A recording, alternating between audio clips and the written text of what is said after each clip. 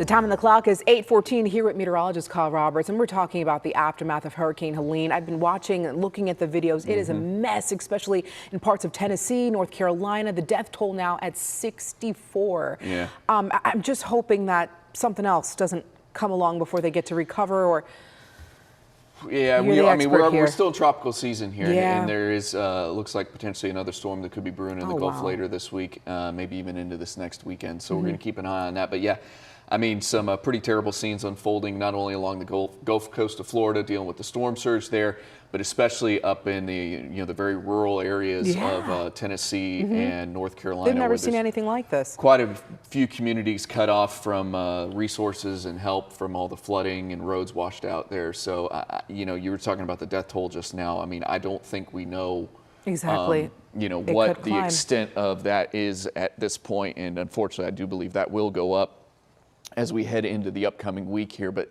at least in terms of the weather in those locations, there's still some scattered rain falling, but nothing like what they were dealing with over the last several days, really more so late last week as that storm was making landfall and moving up into that part of the U.S. But we got more storms we need to keep our eyes on. We have Joyce, which is a tropical storm out in the Atlantic, Isaac, which is a hurricane. Those will not influence the U.S. at all. Another system moving off of out in the Atlantic has an 80% chance of developing here in the next 7 days. Another disturbance even behind that has a 20% chance of developing.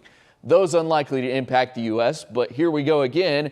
Another disturbance kind of moving out of the southern Caribbean, crossing the Yucatan between Cuba and Mexico there.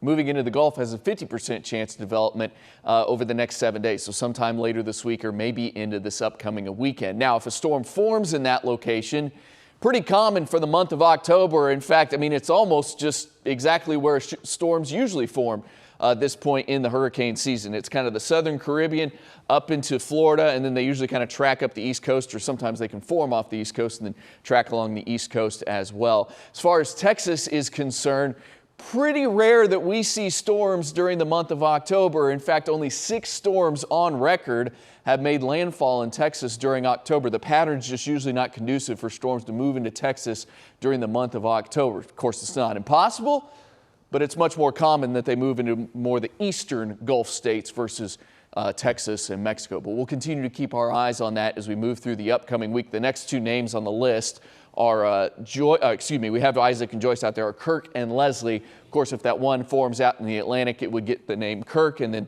potentially one in the Gulf might be named Leslie. But we'll keep an eye on that as we head through the upcoming week and keep you informed.